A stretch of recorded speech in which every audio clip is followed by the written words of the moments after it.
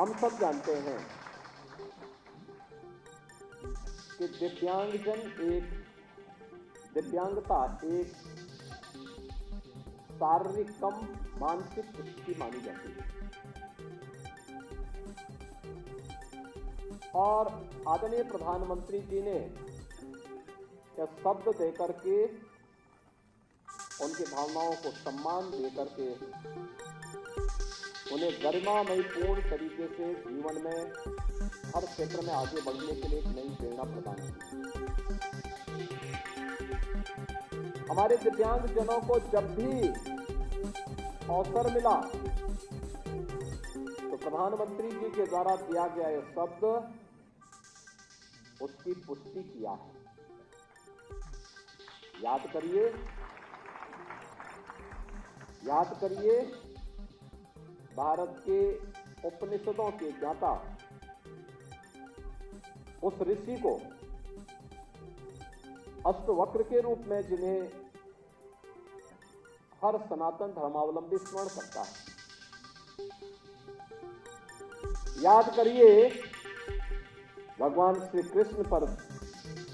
लिखी गई किसी रचना में क्या महाकवि सूरदास के बगैर वो पूरी हो सकती है क्या? याद करिए दुनिया के अंदर के उस भौतिक विज्ञानी का जो स्टीफन हॉकिंग के नाम पर जिन्होंने ब्रह्मांड की थ्योरी को दुनिया के सामने प्रस्तुत किया और याद करिए इस समय देश के अंदर अपनी दिव्य वाणी से समाज को एक नई दिशा देने वाले जगतगुरु रामानंदाचार्य स्वामी रामभद्राचार्य जी का, यानी ऐसे अनेक उदाहरण हमारे सामने हैं जिन्हें मंच मिला, थोड़ा समाज का प्रोत्साहन और संबल मिला, उन्होंने अपनी प्रतिभा का लाभ देश को दिया है, दुनिया को दिया है, मानवता को दिया है। किसी से कम नहीं ये साबित किया है और विश्व दिव्यांग दिवस इसी दृष्टिकोण को अपनाने के लिए समाज को एक नई प्रेरणा प्रदान करने का माध्यम है। ये हमारा सौभाग्य है कि राज्य के अंदर आज के समय में दो दिव्यांग विश्वविद्यालय हैं। डॉक्टर शकुंतला मिश्रा राष्ट्रीय पुनर्वास विश्वविद्यालय लखनऊ में और जगतगुरु रामभद्राचार्य विश्वविद्यालय चित्रकूट में, दोनों राज्य सरकार के द्वारा अनुदानित हैं, राज्य सरकार के द्वारा संचालित हैं। मुझे बताते हुए प्रसन्नता है कि 16-17 में जो पिछड़ा वर्ग कल्याण विभाग में कुल बजट दिया जाता था वो दिया जाता था मात्र 1295 करोड़ का और हम लोगों ने इस राशि को बढ़ा करके अब तक किया है लगभग 2800 करोड़ रुपया, यानी लगभग 116% की इसमें वृद्धि की गई है, जिससे अधिक से अधिक पिछड़ा वर्ग से जुड़े हुए लोगों को इसका लाभ दिया जा सके। जो पूर्व दशम छात्रवृत्ति की योजना है 16-17 में कुल 107 करोड़ रुपए इसके लिए बजट आवंटित थे, जिसमें 5,19,000 छात्र छात्राएं इससे लाभान्वित होती थी। हम लोगों ने इस राशि को बढ़ा करके 160 करोड़ 16 लाख किया है और इसमें अब 7,58,000 छात्र छात्राएं इस योजना का लाभ ले रही हैं। ऐसे ही जितने भी छात्र छात्राएं हमने 24-25 में एक और संशोधन किया है, क्या पिछड़ा वर्ग से जुड़े हुए जितने भी पात्र छात्र हैं उन सभी छात्र छात्राओं को हम पेंशन छात्रवृत्ति उपलब्ध कराएंगे और इसके लिए 300 करोड़ रुपए की व्यवस्था की है, जिसका अभी हम लोगों ने 2,53,211 छात्रों को इस सुविधा से लाभान्वित किया है। मैं उन सबको बधाई देता हूं जो पहली बार छात्रवृत्ति पिछड़ा वर्ग कल्याण से जुड़े हुए छात्र उपलब्ध प्राप्त कर रहे हैं। ऐसे दसमोत्तर छात्रवृत्ति का है, इसमें 16-17 में यहाँ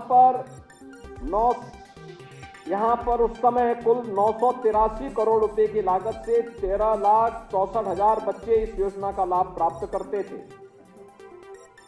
और उसमें दसमोत्तर छात्रवृत्ति केवल 11,13,000 छात्रों को शुल्क प्रतिपूर्ति का लाभ दिया जाता था। आज हम लोग इसमें 2,070 करोड़ रुपए से हम लोगों ने 19,80,000 छात्र छात्राओं को दसमोत्तर छात्रवृत्ति और शुल्क प्रतिपूर्ति का लाभ आज ये उपलब्ध करवाया जा रहा है। 16-17 की तुलना में अगर आप देखेंगे तो आज 1,100 करोड़ रुपए अतिरिक्त हम लोग दसमोत्तर छात्र यानी दसमोत्तर छात्रों को छात्रवृत्ति और शुल्क प्रतिपूर्ति का लाभ दे रहे हैं, जिसमें 7 लाख अतिरिक्त बच्चे लाभान्वित हो रहे हैं। यानी इसी प्रकार से अनुदान की राशि को अगर आप देखेंगे तो 16-17 में कुल 14,155 करोड़ रुपए की लागत से 141 करोड़ रुपए की लागत से 70,000 बेटियों को लाभ प्राप्त हो पाया था और इस समय 200 करोड़ रुपए की लागत से 1 लाख बेटियों को इसके माध्यम से लाभान्वित किया जा रहा है। कंप्यूटर प्रशिक्षण का काम भी इसमें काफी बढ़ोतरी की गई है। हर स्तर पर, चाहे वह दिव्यांगजन कल्याण विभाग हो, चाहे वह पिछड़ा वर्ग विभाग हो, इन सब के माध्यम से समाज के हर तबके के लिए सरकार कार्य कर रही है और सरकार की दृष्टि से इन सब के लिए हम लोग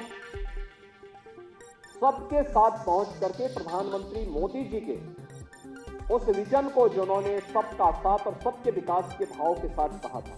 जो मंत्र दिया है, उसको अंगीकार करते हुए हम आगे बढ़ रहे हैं। हम लोगों ने 2,53,211 पिछड़ा वर्ग से जुड़े हुए छात्र छात्राओं को 54 करोड़ 38 लाख की छात्रवृत्ति उनके खाते में डीबीटी के माध्यम से भी यहां पर सीधे उनके अकाउंट में भेजी। आप सोचिए, 2,53,211 बच्चों को ये स्कॉलरशिप आज मिल गई है, यानी समय के पहले। इस सारा कार्य विभाग के द्वारा किया गया है और 28 युवाओं को जो पिछड़ा वर्ग से जुड़े हुए हैं उन्हें कंप्यूटर प्रशिक्षण का प्रमाण पत्र भी आज यहां पर उपलब्ध हुआ है। यानी कार्य करने की इच्छा शक्ति होनी चाहिए, बाधा खंड नहीं है। सरकार पैसा देना चाहती है, सरकार संस्थान खोलना चाहती है, लेकिन उस पर समयबद्ध निर्णय लेकर के हमें तेजी के साथ आगे बढ़ना होगा और उस बढ़ने का ही परिणाम है। याद करिए, जब हम लोग 2017 में आए थे तो केवल 7 से 8 लाख दिव्यांगजनों को पेंशन मिलती थी प्रदेश में, और वह भी 300 रुपया, और उसमें भी वो 6 महीने का एक बार आता था तो उसमें से आधा पैसा बाबू खा जाता था। हम लोग आए, हम लोगों ने कहा कि पैसा उसके खाते में जाना चाहिए, सीधे पैसा। अगर मोदी जी ने उसके लिए पैसा भेजा है, राज्य सरकार पैसा दे रही, तो पैसा उसके खाते में, लाभार्थी के खाते में जाना चाहिए।